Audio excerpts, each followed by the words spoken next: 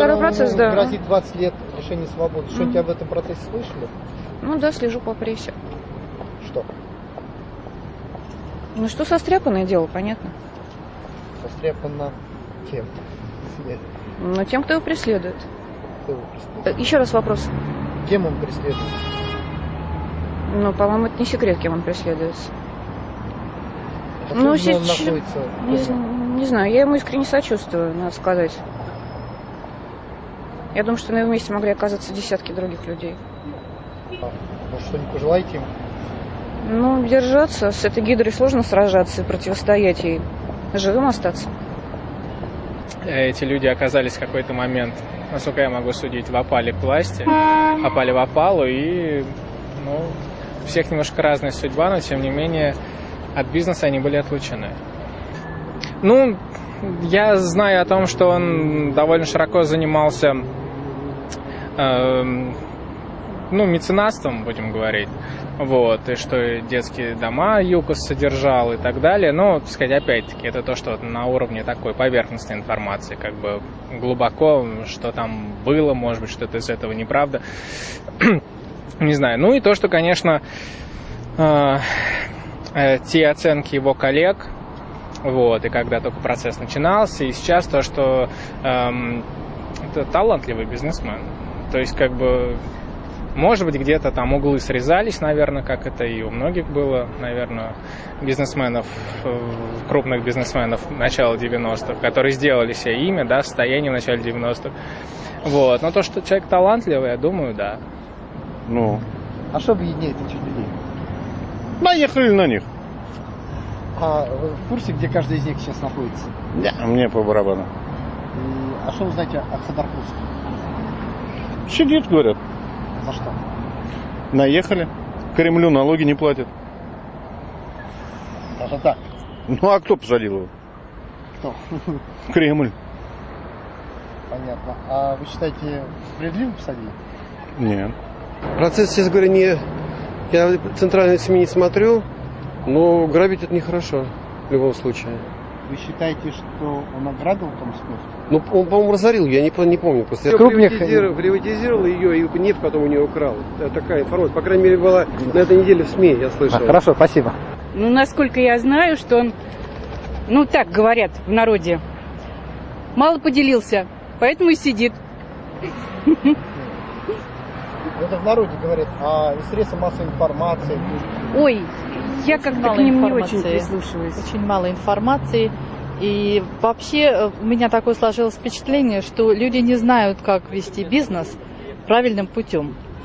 Стараются это все, как бы сказать, деликатно. У меня такое впечатление, что у нас в стране честно бизнесменом быть нельзя.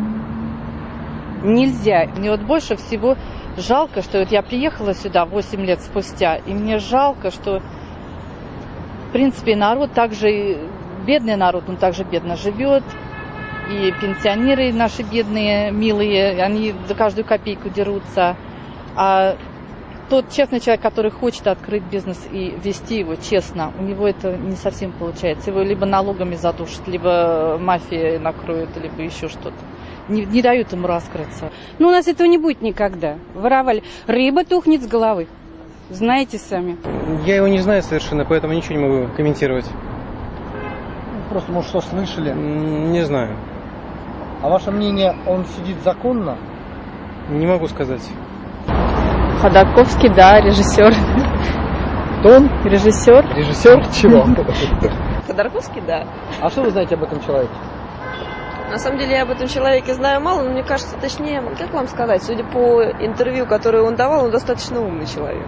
Но несмотря на то, что он немножко сел, я считаю его талантливым бизнесменом. Сейчас проходит второй процесс над ним в Москве, по которому грозит ему 20 лет.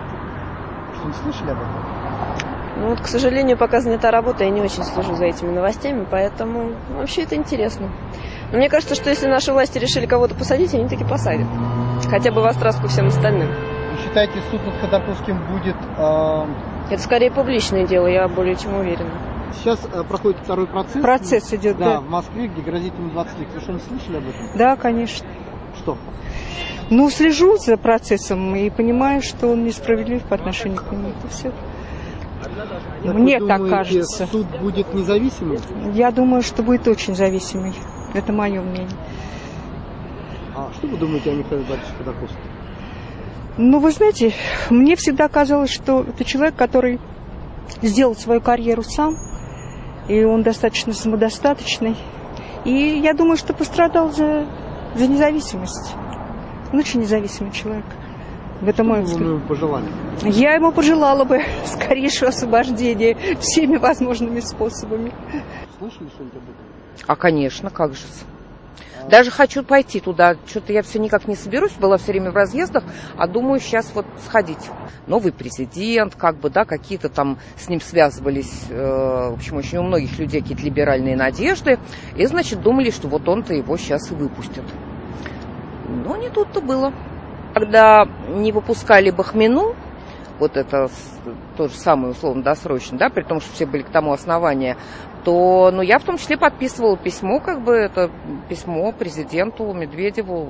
Ее таки выпустили, я не знаю, может быть, это сыграло роль, может, не сыграло, но с Ходорковским это другое дело все-таки. Ходорковский – это основополагающий вопрос, так сказать, нынешней власти.